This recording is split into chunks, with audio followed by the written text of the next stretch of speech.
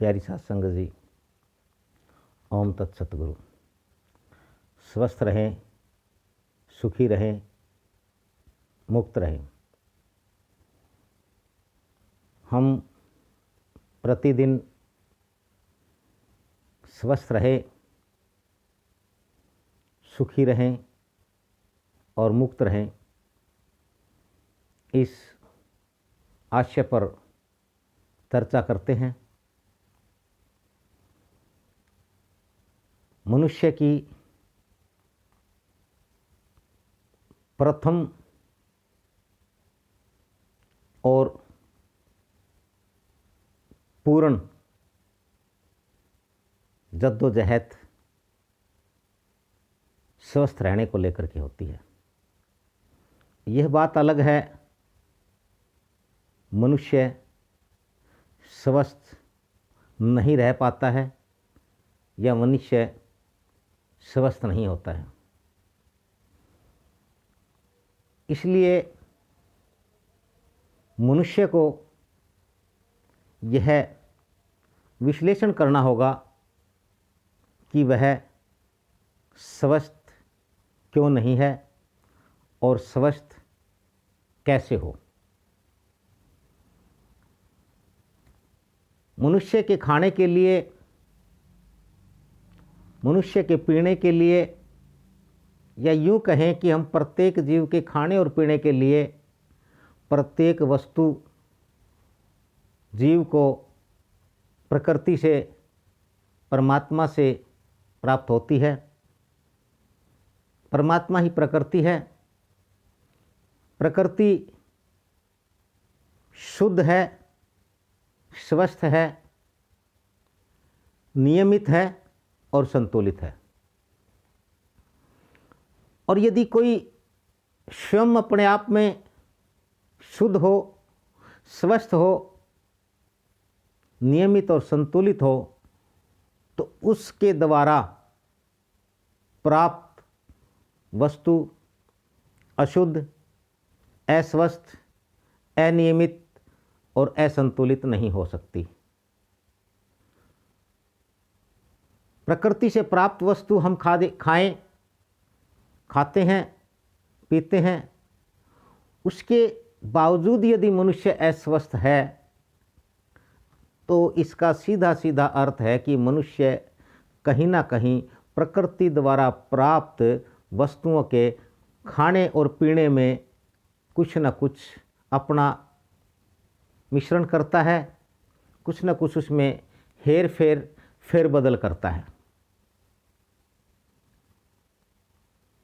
जब प्रकृति शुद्ध है तो प्रकृति द्वारा प्रदत्त सब कुछ शुद्ध है। जब प्रकृति स्वस्थ है तो प्रकृति द्वारा प्रदत्त सब कुछ स्वस्थ है।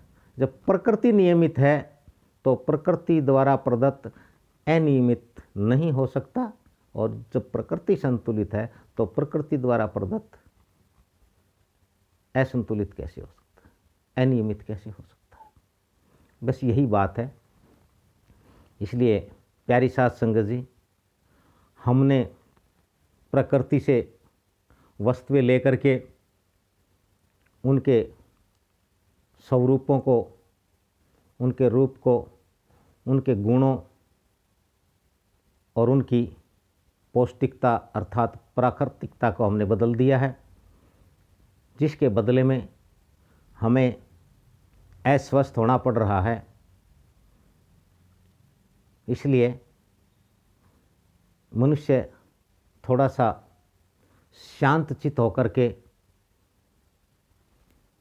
हम जिनके बताए मार्ग पर चल रहे हैं, जिन्होंने मानव जीवन के लिए, समूचे प्राणी जगत के लिए, सर्वहित के लिए, जिन्होंने सर्व कल्याण के लिए जिन्होंने अपना सर्वस्व बलिदान किया, त्याग किया, तप किया, साधना की, उसके बल पर जो प्राप्त किया, प्रकृति को समझा, प्रकृति को जाना, हमें बताया, कि जीव के लिए क्या, कब और कितना आवश्यक है, वो सारा अनुभव हमसे साझा किया और बताया कि जीव को इस मार्ग पर चलते हुए ही अपना जीवन यापन करना चाहिए। तभी जीव स्वस्थ रह सकता है, सुखी रह सकता है, मुक्त हो सकता है। इसी संदर्भ में, इसी आशय को लेकर सतगुरु सरदानंद सत्संग सतत कर्मशील है। आज मनुष्य के लिए प्रथम दृष्टया खाद्य वस्तु अनाज है। हमारे सामने 4-5 अनाज प्रमुख हैं। मनुष्य के खाने के लिए सर्वोत्तम सर्वश्रेष्ठ अनाज है ज्वार। नंबर 2 बाजरा, नंबर 3 पर चना, नंबर 4 मक्का और नंबर 5 सबसे निम्न स्तर का अनाज है गेहूँ। इसलिए मनुष्य को प्रथम दृष्टया ज्वार का रोटी के रूप में, दलिए खिचड़ी के रूप में प्रयोग करना चाहिए, सेवन करना चाहिए। और मूंग जो सब सर्वोत्तम दाल है, मूंग का प्रयोग करना चाहिए। यदि मनुष्य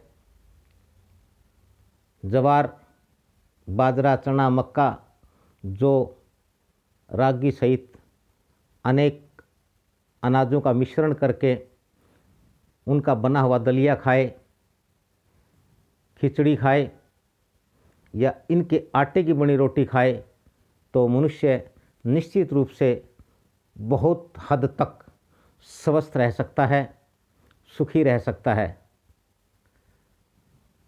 और इसके साथ में दालों में सर्वश्रेष्ठ दाल मूंग का प्रयोग करें।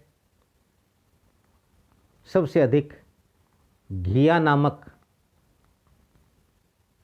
सब्जी का प्रयोग करें। यदि मनुष्य ये 3 प्रयोग अपने जीवन में अपना लेता है, इनका अधिकाधिक प्रयोग करता है, तो मनुष्य बहुत अधिक या पूर्णतः स्वस्थ रह सकता है, स्वस्थ हो सकता है। सभी इस और इसके ऊपर गौर फरमाएं और अपने जीवन में इसको ढालने का और पालने का प्रयास करें। स्वस्थ रहने का बीड़ा उठाएं। सभी दूसरों को भी स्वस्थ रहने की शिक्षा दें। आप स्वास्थ्य की दृष्टि से सबका आदर्श बने। जब आप स्वस्थ होंगे, आपका स्वास्थ्य सही होगा, तो अन्य आपका अनुसरण करेंगे। सतगुरु सरदानंद सत्संग आपके स्वास्थ्य, आपके सुख और आपके मुक्त होने को लेकर सतत कर्मशील हैं। सतगुरु सरदानंद सत्संग के द्वार सुख शांति है अपार। आप प्रतिदिन सतगुरु सरदानंद सत्संग के इस कार्यक्रम को देखते हैं, सुनते हैं। आप सबका बहुत बहुत धन्यवाद, आशीर्वाद, साधुवाद। ओम तत्सत गुरु।